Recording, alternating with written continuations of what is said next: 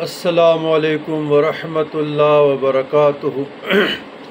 اللہم صلی علی سیدنا محمد وعلی آل سیدنا محمد بعدد ما فی جمیع القرآن حرفا حرفا وبعدد کل حرف الفا الفا۔ عزیزان گرامی،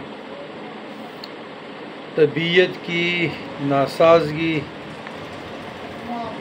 بڑھی رہی ہے، لیکن ساتھ ساتھ سفر ہو، حضر ہو، گھر ہو، بار ہو، دعوت و اصلاح نفس، اصلاح معاشرہ کا یہ کام بھی کوشش کرتا ہوں کہ جاری رہنا چاہیے۔ تمام دوست احباب کا شکریہ۔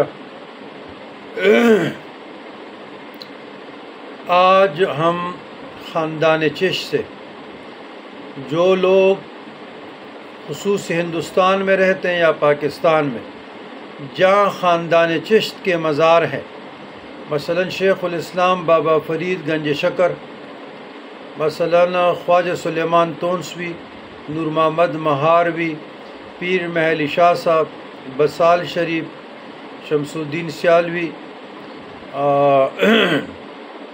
جہاں یہ مزارات ہیں، یا ہندوستان میں خصوصی طور پر خواجہ نظام الدین اولیاء، خواجہ معین الدین غریب نواز، یا کلیر شریف، خواجہ کلیم اللہ جہان آبادی، نصیر محمود چشتی، تو وہاں جتنے لوگ ہیں ان کے لیے ایک ایسا تقدیر بدلنے والی عمل بتاتا ہوں، لیکن کوشش آپ لوگ کریں کہ ان خاندان چشت کے بزرگوں کے قدموں میں پڑے۔ وہ ہے سورہ جمعہ۔ خاندان چشت میں سورہ جمعہ رزق کی ترقی کے لیے پڑھا جاتا ہے، تنگ دستی اور مفلسی سے نجات کے لیے پڑھا جاتا ہے، یہ بات یاد رکھیں۔ پہلے فضائل سورہ جمعہ۔ سورہ جمعہ کو اس لیے جمعہ کہا جاتا ہے کہ اس میں جمعہ پڑھنے کا حکم دیا گیا ہے۔ اس کے بارے میں حضرت ابن عباس رضی اللہ تعالیٰ عنہ سے روایت ہے کہ آپ صلی اللہ علیہ وسلم نے فرمایا کہ رسول اللہ صلی اللہ علیہ وسلم جمعہ کے دن سورۃ الجمعہ اور سورۃ المنافقون پڑھا کرتے تھے۔ مزید تفسیر روح المعانی میں لکھا ہے کہ حضور جمعہ کے دن عشاء کی نماز میں سورۃ الجمعہ اور سورۃ المنافقون پڑھا کرتے تھے۔ تفسیر روح المعانی، علامہ محمود علوسی رحمۃ اللہ علیہ، اس کا ترجمہ بھی ہے کچھ اردو میں۔ ابو ہریرہ رضی اللہ تعالیٰ نے جمعہ کی نماز میں پہلی رکعت میں سورۃ الجمعہ اور دوسری رکعت میں اذا جاءک المنافقون پڑھی، تو ابو ہریرہ سے ابن عباس نے کہا آپ نے وہ صورتیں پڑھی جنہیں حضرت علی کرم اللہ وجہ الکریم کوفہ میں جمعہ کے دن پڑھا کرتے تھے۔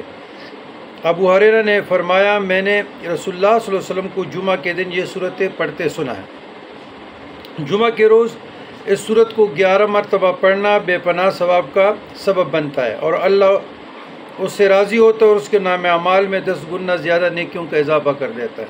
یہ صورت فریقین میں نااتفاقی کو ختم کرنے کے لیے بھی بڑی مؤثر ہے، لہٰذا اگر کسی میاں بیوی میں لڑائی جھگڑا ہو، یا خاندان میں ہو، دو صحابہ میں ہو، کاروباری شخصیتوں میں بدسلوکی بد اتفاقی رہتی ہو، تو دونوں میں سے کسی ایک کو چاہیے کہ ہر جمعہ کے دن فجر کی نماز کے بعد 3 مرتبہ سورہ جمعہ کو پڑھے، اور اس کے بعد اللہ کے حضور دعا مانگے اور پانی دم کر کے خود بھی پیے اور دوسروں کو بھی پلائے۔ انشاءاللہ اس کلام کی برکت سے نفاق دور ہو جائے گی، اور میاں بیوی میں محبت پہ جائے، دو صحابہ میں محبت ہو جائے گی، کاروبار حضرات میں نفاق ختم ہو جائے گا۔ اس عمل کو 7 جمعہ تک کرنا چاہیے۔ 7، اگر کسی شخص میں پابندی وقت نہ ہو تو اسے چاہیے کہ سورت کو 40 روز تک بعض نماز اثر روزانہ پڑھے۔ انشاءاللہ اس کے مزاج میں پابندی پیدا ہو جائے گی اور وہ نماز پڑھنے میں بھی پابند ہو جائے گا۔ ترقی رزق کے لیے سورت کو تہجد کی نماز کے بعد 3 مرتبہ 41 روز تک پڑھے۔ انشاءاللہ بن کام شروع ہو جائے گا اور حصول رزق میں آسانی پیدا ہو جائے گی۔ یہ تو ان کے تھے فضائل۔ اب آپ جو لوگ پڑھنا چاہتے ہیں تو 2 رکعت صلاۃ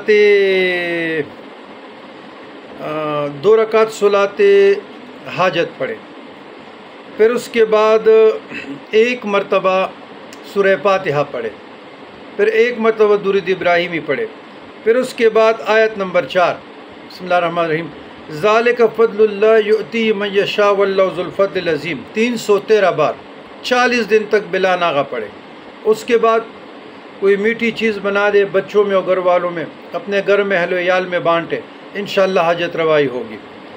ذالک فضل اللہ یؤتی من یشاء ذو الفضل العظیم، یہ 313 بار اول آخر اگر ساری زندگی کے لیے پڑھیں گے نا تو سینکڑوں مسائل کا حل ہے اور تقدیر بدلنے والی ہے۔